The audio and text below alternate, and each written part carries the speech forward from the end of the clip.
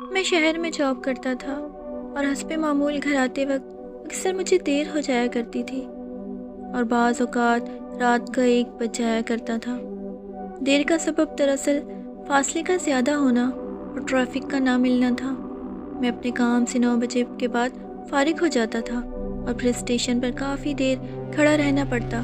میرے گاؤں کی طرف آنے والی بس رات 10 بجے کے بعد یا کبھی 11 بھی بج جایا کرتے تھے۔ خیر اس دن حسب معمول میں کام سے فارغ ہو کر بس کا انتظار کر رہا تھا اور بس 11 بجے ہی آئی۔ ایک بس اسٹاپ پر اس نے مجھے 11:50 پر ڈراپ کیا۔ اصل کہانی یہیں سے شروع ہوتی ہے۔ دراصل گاؤں کو جانے والا یہ طویل راستہ بہت سی قیاس رائیوں کا مرکز بنا ہوا تھا، کیونکہ شام 5 بجے کے بعد کوئی بھی اس راستے سے گاؤں کی طرف نہیں جاتا تھا۔ گاؤں کے لوگوں میں یہ بات مشہور ہو گئی تھی کہ اس راستے پر انہوں نے کئی بار کوئی عجیب سی مخلوق دیکھی ہے اور عجیب و غریب آوازوں کا ذکر بھی سننے میں آیا تھا، اور جیسے جیسے رات کا آغاز ہوتا تو یا الو بولنا شروع ہو جاتے اور ہر طرف ہو کا عالم ہو جاتا۔ خیر اسی راستے پر ایک بہت پرانی عمارت موجود تھی۔ ڈر کی اصلی وجہ یہی عمارت سمجھی جاتی تھی۔ ویسے بھی گاؤں جانے کا یہ راستہ مختصر تھا دوسرے راستوں کی نسبت، کیونکہ دوسرا راستہ 8 کلومیٹر لمبا تھا اور گاؤں پہنچنے میں کافی دیر لگ جاتی تھی۔ خیر میں اسی راستے سے گاؤں جایا کرتا تھا، کیونکہ میں ان باتوں پر اتنا یقین نہیں کرتا تھا۔ یہ منگل کی رات تھی، سردی کافی زیادہ تھی مگر دھند نہیں تھی۔ ہاں آسمان پر بادل کی موجودگی ضرور تھی۔ میں نے جیکٹ اور جینز پہنی ہوئی تھی اور بیگ کندھے سے لٹکائے گاؤں کی طرف جا رہا تھا۔ راستے کی طرف دور تک کوئی جھاڑی اور نہ درخت تھا، بس یہ کہ راستہ ویران تھا۔ خیر میں تیز قدموں کے ساتھ راستہ طے کر رہا تھا۔ آدھا راستہ طے کرنے کے بعد اب میں اس عمارت کے پاس پہنچنے والا تھا جو مشہور خوف کی وجہ تھی۔ میری نظریں عمارت کے گیٹ پر تھی۔ خیر گیٹ کو پار کرتے ہوئے جیسے ہی راستہ سیدھا ہوا، مجھے اس بات کا احساس ہونے لگا کہ گیٹ کی ایک جانب سے کوئی مجھے دیکھ رہا ہے۔ یہ احساس میرے ہر قدم اٹھانے کے ساتھ مزید گہرا ہوتا جا رہا تھا۔ پہلے تو میں نے کوئی پرواہ نہیں کی، مگر ایک آواز نے مجھے پیچھے دیکھنے پر مجبور کیا، اور وہ آواز کسی جانور کے غرانے کی تھی، بہت ہی ہلکی مگر خوف پیدا کر دینے والی۔ میں نے سوچا شاید کوئی آوارہ کتا ہو۔ میں وہیں کھڑا ہو گیا۔ میری اور گیٹ کے بیچ دوری کوئی 15 فٹ کے قریب ہوگی۔ اندھیرے کی وجہ سے منظر مدھم سا تھا۔ موبائل میں نے نکالا نہیں تھا۔ خیر میں نے دیکھا کہ ایک سرنما شے گیٹ سے منسلک دیوار سے میری طرف جھانک رہی تھی۔ دوسرے ہی لمحے میرا آوارہ کتے والا وہم دور ہو گیا۔ اس کی وجہ یہ تھی کیونکہ دیوار کی اونچائی 7 فٹ سے زیادہ تھی اور کتے کا قد مشکل سے 2 یا 3 فٹ تک ہوتا ہے، اور سر جو مدھم سے نظر آ رہا تھا دیوار کے اوپر سے میری طرف جھانک رہا تھا۔ مجھے پہلی بار احساس ہوا کہ میں خطرے میں ہوں، اور یہ یا تو کوئی ڈاکو ہے یا پھر کوئی نشئی جو پیسوں کے لیے میرے ساتھ ضرور 2 ہاتھ کرے گا۔ اس لیے میں نے گاؤں کی طرف تیزی کے ساتھ چلنا شروع کر دیا۔ ابھی مشکل سے 3 منٹ ہی گزرے ہوں گے کہ مجھے ایسے لگا جیسے کوئی میرے پیچھے ہڈیاں چبا رہا ہے۔ صاف ہڈیوں کے چبائے جانے کی آواز تھی، اس میں دوسری کوئی رائے نہیں۔ میں رک گیا اور پیچھے مڑ کر دیکھا تو یقین کریں میرے پاؤں تلے سے زمین نکل گئی، کیونکہ 7 فٹ کے قریب اور بہت بھیانک شکل کی عورت نما کوئی مخلوق مجھ سے 10-20 قدم کے فاصلے پر کھڑی تھی۔ رات کے اس اندھیرے میں اس کا عورت نما سایہ واضح نظر آ رہا تھا۔ اس راستے پر پہلے کبھی میرے ساتھ ایسا کچھ نہیں ہوا تھا، پھر آج یوں اچانک اس طرح ہو جانا انتہائی بھیانک اور خوفناک لگ رہا تھا۔ کچھ پوچھیں خوف کیا ہوتا ہے، آج پہلی بار احساس ہو رہا تھا۔ وہ جو کچھ بھی تھا اس کا ارادہ میرے ساتھ خیر کرنے کا بالکل نہ تھا، اور جو چبائے جانے کی آواز تھی وہ شاید اس کے منہ سے نکل رہی تھی۔ میں بت بنا اسی کی طرف دیکھی جا رہا تھا اور فیصلہ نہیں کر پا رہا تھا کہ مجھے کیا کرنا چاہیے، اور وہ سایہ نما عورت عجیب نظروں سے مجھے گھور رہی تھی۔ شاید اس کا شکار تھا میں۔ خیر تھوڑا مجھے ہوش آیا تو میں نے سورۃ الناس پڑھنا شروع کر دی۔ جیسے ہی میں نے سورت پڑھنی شروع کی، اچانک کسی نے میرے بازو پکڑ کر ایک جانب کھینچا۔ یہ اتنا اچانک ہوا تھا کہ میں زمین پر گر پڑا، اور جب میں نے دیکھا تو وہ ہمارے گاؤں کا ایک بزرگ خاور جلال تھا۔ پھر اس بوڑھے نے مجھے بازو سے پکڑ کر اس راستے سے دور بھاگنا شروع کر دیا۔ میں بھی اسی رفتار سے اس کے پیچھے بھاگے جا رہا تھا۔ ہم مسلسل بھاگتے جا رہے تھے۔ مسلسل بھاگنے کی وجہ سے ہمارا سانس پھول گیا تھا، اور خاص طور پر بزرگ انکل کا۔ تھوڑی دیر رک کر ہم نے ایک جگہ سانس لیا تو بزرگ نے کہا کہ چلو یہاں سے گاؤں دور نہیں چلتے ہیں۔ رات کے 1 بجے کا وقت ہو چکا تھا۔ راستے میں میں نے بہت کوشش کی کہ اس بزرگ سے کچھ پوچھ سکوں کہ آخر وہ عورت یا وہ جو بھی تھی کون تھی، مگر خاور انکل نے بس یہی کہا کہ میں خوش قسمت ہوں جو بچ گیا، ورنہ آج رات میری آخری ثابت ہوتی۔ اس سے آگے وہ کچھ بتانے کو تیار نہیں تھے۔ خیر ہم گاؤں آ گئے۔ گھر میں ابو پریشان تھے، میری والدہ وفات پا چکی تھی۔ میں گھر تو آ گیا مگر وہ ایک سنسنی سی میرے جسم میں ابھی تک موجود تھی۔ رات کافی ڈھل چکی تھی، اس لیے میں کھانا کھائے بغیر بستر پر لیٹ گیا۔ خیر رات بیت گئی مگر میرا مکمل سی نیند سویا۔ اگلے 2 دن بیماری کا بہانہ بنا کر دفتر سے چھٹی لی۔ دراصل میرے اندر خوف تو تھا مگر دل و دماغ میں ایک تجسس بھی ابھر آیا تھا کہ میں اس رونما ہونے والے واقعے کی حقیقت جان سکوں، اور میں یہ بھی جان گیا تھا کہ ہو نہ ہو بابا جلال اس بارے میں ضرور جانتا ہے۔ اگلے دن میں نے اس کے گھر جانے کا فیصلہ کیا۔ میں دن 11 بجے خاور جلال کے گھر گیا۔ دروازہ کھٹکھٹانے پر وہ خود باہر آیا اور مجھے گھر آنے کے لیے کہا۔ اس کے گھر کے ایک طرف نیم کا درخت تھا، اس کے نیچے 4 پائیاں موجود تھیں۔ میں وہاں بیٹھ گیا۔ خاور جلال بھی پاس ہی بیٹھ گیا۔ میں سوالی نظروں سے بزرگ کی طرف دیکھ رہا تھا کیونکہ میں سننا چاہتا تھا کہ آخر وہ جو کچھ میں نے دیکھا وہ کیا تھا، اور مجھے یقین تھا کہ یہ آدمی اس معاملے میں ضرور میری مدد کرے گا۔ میں نے سوال کیا کہ آخر وہ کیا تھا جو میں نے دیکھا۔ میرے لاکھ اصرار کرنے پر بھی اس نے مجھے کچھ نہ بتایا۔ میں اکتا کر وہاں سے اٹھ کھڑا ہوا۔ مجھے اس پر غصہ آ رہا تھا مگر میں خاموشی سے گھر واپس آ گیا۔ ایک بار یہ بھی سوچا کہ ابو سے بات کر کے دیکھوں، مگر پھر میں نے سوچا کہ ابو پریشان ہو جائیں گے اور مجھے جاب پر جانے سے بالکل منع کر دیں گے۔ اس واقعے کو ابو سے ڈسکس کرنے کے بعد جاب سمجھ لو فارغ تھی۔ خیر سوال وہی تھا کہ میں کیسے حقیقت جانوں، مگر میں دل و دماغ سے فیصلہ کر چکا تھا کہ اب حقیقت جان کر ہی چھوڑوں گا۔ گاؤں میں میری اتنی خاص دوستی کسی سے نہ تھی، مگر ایک دوست ضرور تھا، اس کا نام شکیل تھا۔ میں نے اسے سارا واقعہ بتایا، ڈر رہا تھا مگر میں نے اسے منا ہی لیا۔ ہم نے فیصلہ کیا کہ دن کے وقت جا کر پہلے اچھی طرح جائزہ لیا جائے۔ خیر آج کا دن اسے ساتھ ملانے میں گزر گیا۔ رات ہو گئی تھی۔ اگلے دن وہاں ہم نے جانے کا فیصلہ کیا، مگر اگلے دن شاید قدرت کو کچھ اور ہی منظور تھا۔ صبح اٹھتے ہی خبر ملی کہ بابا خاور جلال کا انتقال ہو گیا ہے۔ موت کسی کو بتا کر نہیں آتی، وقت شاید پورا ہو گیا تھا۔ میرے دل میں یہ بات ضرور تھی کہ وہ مجھے یہ راز بتائے بغیر ہی اس دنیا سے چلا گیا، اور ایک طرف یہ سوچ بھی تھی کہ کہیں بابا کی موت کے پیچھے اس واقعے کا سلسلہ نہ ہو۔ بہت سی باتیں تھیں جو دماغ میں آ رہی تھی۔ خیر ہم جنازے پر گئے اور آخری بار چہرہ بھی دیکھا۔ غور کرنے پر مجھے ایک بات عجیب سی لگی، چہرہ بہت زیادہ پیلا پڑ گیا تھا، اور یہ بات جنازے پر آیا ہر شخص ضرور کہہ رہا تھا کیونکہ بابا کی موت دل کے دورے سے ہوئی تھی، مگر اتنا زرد رنگ موت کے بعد پہلے کسی کا نہیں دیکھا تھا۔ ایسا لگتا تھا جیسے کسی نے خون کا آخری قطرہ تک نچوڑ لیا ہو۔ خیر ظہر کی نماز کے بعد جنازہ ادا کیا گیا۔ اس کے بعد بابا کو سپرد خاک کر دیا گیا۔ جنازے کے بعد میں نے فیصلہ کیا کہ شکیل کو ساتھ لے کر اس عمارت کا جائزہ لے لیا جائے۔ شکیل کرکٹ کھیلنے گراؤنڈ گیا ہوا تھا، میں بھی وہاں چلا گیا۔ شکیل کو ساتھ لے کر میں اس عمارت کی طرف چل دیا۔ راستے بھر شکیل ڈرا ہوا تھا، پر میں نے اسے باتوں میں لگائے رکھا کہ کہیں ڈر کر بھاگ نہ جائے۔ آخر کار ہم لوگ عمارت کے پاس پہنچ گئے۔ 2:30 بج رہے تھے مگر آج دن ہونے کے باوجود سناٹا چھایا ہوا تھا۔ گیٹ پر پہنچنے پر شکیل صاف جواب دے گیا کہ وہ اندر بالکل نہیں جائے گا۔ خیر میں اسے سمجھا بجھا کر گیٹ کے باہر کھڑا کر دیا۔ گیٹ کے بڑے حصے کو تالا تھا مگر کھڑکی نما چھوٹا دروازہ جو اسی گیٹ کا حصہ تھا کھلا ہوا تھا۔ شکیل کو حوصلہ دے کر میں خود عمارت میں داخل ہو گیا۔ یہ عمارت اتنی وسیع اور ریز تو نہیں تھی، گیٹ کے ساتھ ایک چھوٹی راہداری تھی اور پھر عمارتوں کے کمروں کا آغاز ہو جاتا جو تعداد میں شاید 5 ہوگی۔ لیکن میں نے ایک بات ضرور نوٹ کی تھی، ایک تیز قسم کی بو ناک میں آ رہی تھی، ایسا لگ رہا تھا جیسے کوئی جانور مرا ہوا ہے۔ میں عمارت کی طرف بڑھتا چلا گیا۔ دن کا وقت ضرور تھا مگر پھر بھی اس راستے کی ویرانی نے ایک دہشت پیدا کر رکھی تھی۔ اب میں برآمدے میں داخل ہو چکا تھا۔ برآمدہ اور عمارت انتہائی خستہ حالت میں تھے۔ برآمدہ زیادہ بڑا نہیں تھا اور اس برآمدے کے ساتھ 2 کمرے بھی منسلک تھے۔ میں کمروں کی طرف بڑھتا چلا گیا۔ میں آگے بڑھ رہا تھا کہ اچانک مجھے پھر سے وہی احساس ہوا جو اس رات کو ہوا تھا، بالکل وہی احساس جیسے مجھے پھر سے کوئی کھو رہا ہو۔ مگر میں اپنے ڈر پر قابو پا کر آگے بڑھتا گیا۔ اب میں ان تینوں کمروں کے فرنٹ پر کھڑا تھا اور شام کے سائے کافی بڑھ چکے تھے کیونکہ سردی کے دن چھوٹے ہوتے ہیں۔ وقت اب 4:30 کا ہو گیا تھا۔ میں اتنا غرق ہو کر جائزہ لے رہا تھا کہ بھائی شکیل کا بھی مجھے خیال نہیں رہا۔ وہ پہلے ہی کافی ڈرا ہوا تھا۔ پھر میں نے واپسی کا سوچا اور گیٹ کی طرف لوٹنے لگا۔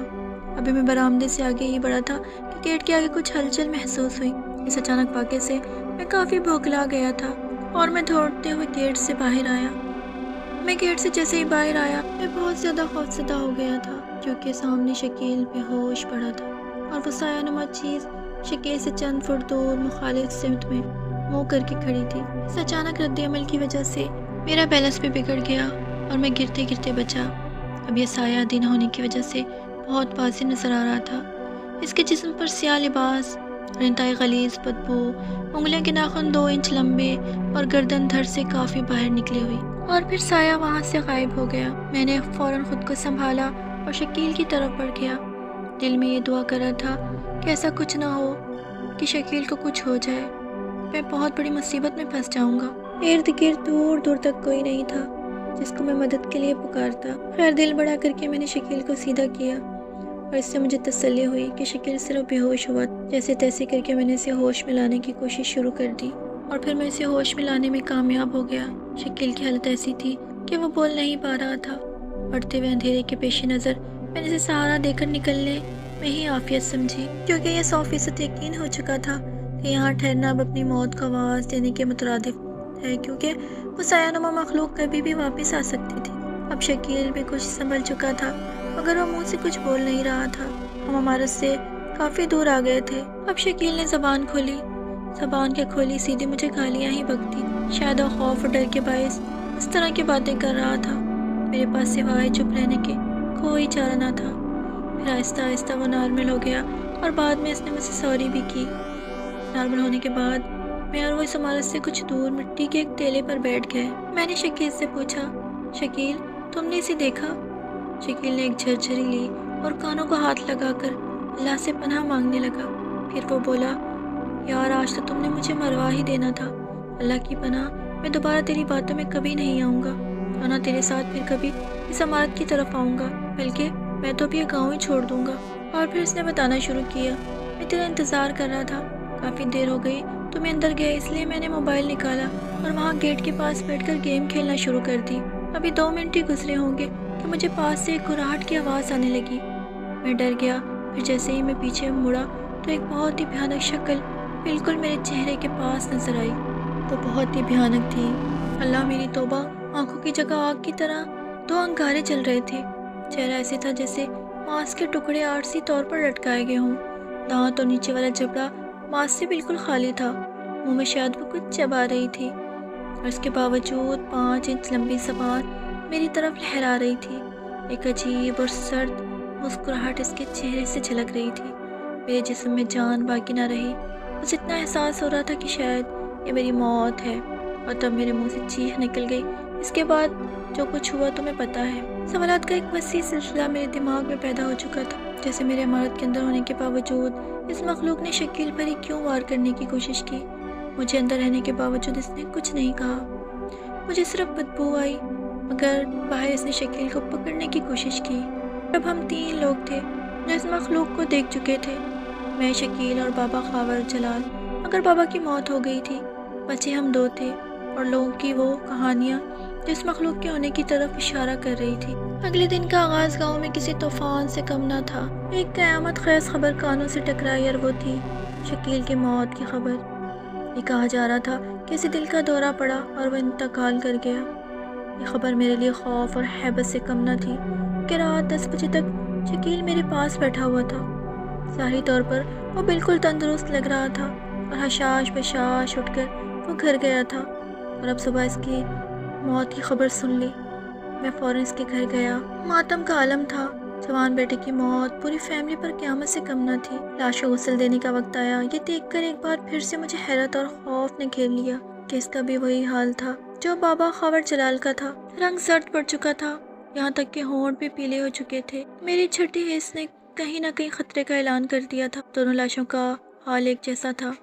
یہ بات شاید کسی اور نے نوٹ نہ کی تھی، مگر میں اس بات پر اٹکا ہوا تھا۔ خیر یہ دن جنازے اور کفن دفن میں گزر گیا۔ گاؤں میں ہر طرف خوف سا تھا۔ آج وقت سے پہلے لوگ گھروں میں بند ہو گئے تھے۔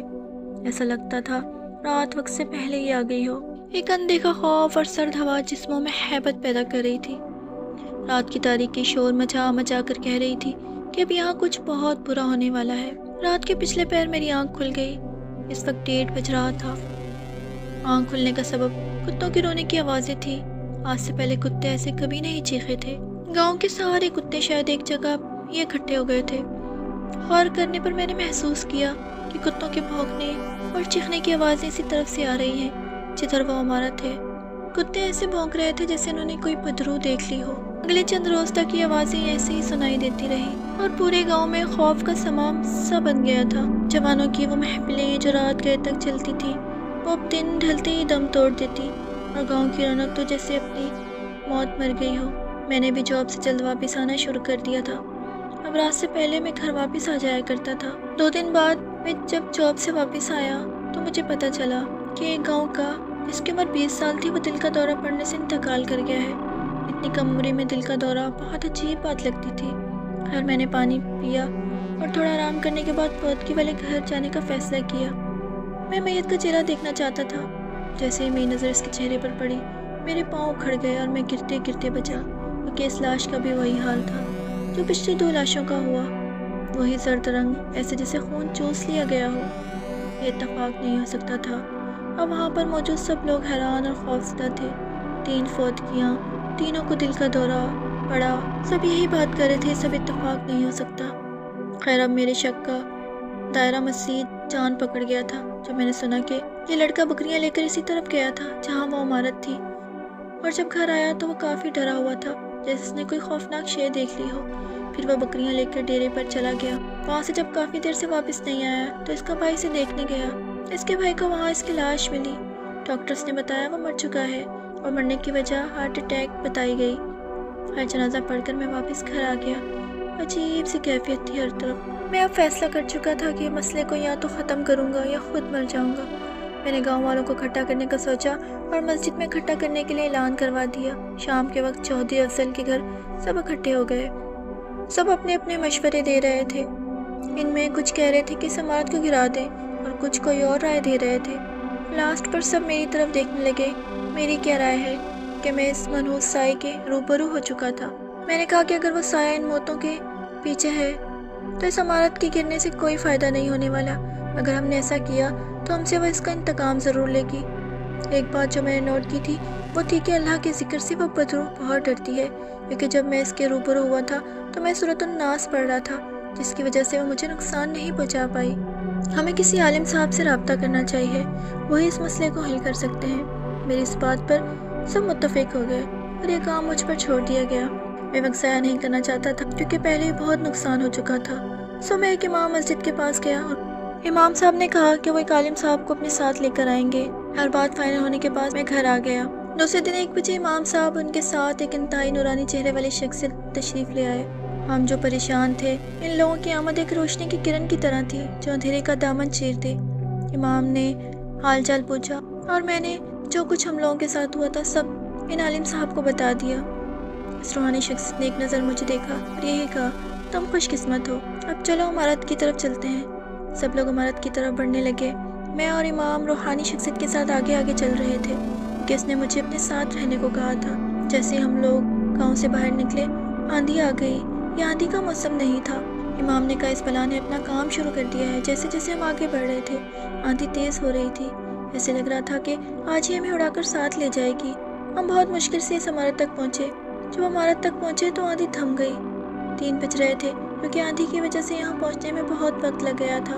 اب اس روحانی بابا نے زمین پر ایک بہت بڑا دائرہ کھینچا۔ یہ دائرہ اتنا بڑا تھا کہ گاؤں کے سارے لوگ اس میں آ گئے۔ اب بابا نے ایک اور چھوٹا دائرہ کھینچا، اس میں امام اور وہ خود بابا بیٹھ گئے۔ بابا نے ہمیں کہا اس دائرے سے کوئی بھی باہر نہ نکلے ورنہ ہم سب مارے جائیں گے۔ خیر بابا نے قرآنی آیات کی تلاوت اونچی آواز میں شروع کر دی۔ پہلے تو کچھ نہ ہوا مگر 5 منٹ کی تلاوت کے بعد عمارت سے چیخوں کی آوازیں آنا شروع ہو گئی۔ ایسی آوازیں آ رہی تھی جیسے ہزاروں بلائیں رو رہی ہوں۔ خدا کی پناہ ہم سب ایک دوسرے کے بازو پکڑے کھڑے تھے اور سچ بتاؤں تو بھاگنے کو دل چاہ رہا تھا مگر بابا نے سختی سے منع کیا ہوا تھا۔ اب آوازیں پاس آنا شروع ہو گئی تھی اور ان کی شدت میں اس قدر اضافہ ہو گیا تھا کہ ہم لوگوں نے کانوں پر ہاتھ رکھ لیے تھے۔ بابا جی اب اور تیزی سے تلاوت کیے جا رہے تھے۔ پھر اچانک عمارت کا گیٹ ایک زوردار آواز سے ٹوٹ کر نیچے گر گیا۔ اب ایک بہت ہی خوفناک مخلوق اس راستے سے باہر نمودار ہوئی۔ یہ اتنی بھیانک تھی کہ گاؤں کے کچھ لوگ بے ہوش ہو گئے۔ ہم سب نیچے دائرے میں بیٹھ کر یہ سب دیکھ رہے تھے۔ اللہ کی پناہ، آج اصل میں وہ بلا اپنے روپ میں آئی تھی۔ اس نے آتے ہی سیدھا بابے پر حملہ کرنا چاہا، مگر دائرے کی وجہ سے وہ ایسا نہ کر پائی۔ پھر وہ ہم لوگوں کی طرف آئی۔ اس کے ادھر آنا تھا کہ 10 لوگ اور بے ہوش ہو گئے۔ ہم انہیں پکڑ کر بیٹھے تھے تاکہ دائرے سے باہر نہ گر جائیں۔ اس بلا نے ہمارے دائرے کا چکر لگایا مگر وہ حملہ نہ کر سکی۔ آخرکار وہ ایک جگہ ساکت ہو گئی اور پورے زور سے چیخنے لگی۔ بابا جی مسلسل تلاوت کیے جا رہے تھے۔ پھر ایک دم بابا نے ہاتھ اوپر اٹھایا اور اللہ اکبر اللہ اکبر اللہ اکبر 3 بار کہا۔ اس کے بعد اس بلا کا جسم آگ میں تبدیل ہو گیا، اس کا جسم راکھ میں تبدیل ہو گیا اور وہ ہوا میں اڑ گئی۔ بابا نے ایک بار پھر اللہ اکبر کا نعرہ لگایا اور دائرے سے باہر آ گیا۔ کھیل ختم ہو چکا تھا، رات خاموش ہو گئی تھی۔ تھوڑی دیر بعد سب واپس گاؤں کی طرف آنے لگے، مگر امام صاحب اور روحانی بابا نے وہیں سے اجازت لے لی۔ آخری بار میں نے بابا سے پوچھا، بابا وہ کیا بلا تھی؟ بابا مسکرائے اور کہا، تم بہت خوش قسمت ہو، اور آگے بڑھ گئے۔ سال بیت گیا، وقت کی ندی بہہ رہی ہے، مگر مجھے وہ بھیانک دور آج بھی کل کی بات لگتا ہے۔ مگر میں اللہ سے دعا کرتا ہوں کہ پھر کبھی ایسا وقت نہ آئے۔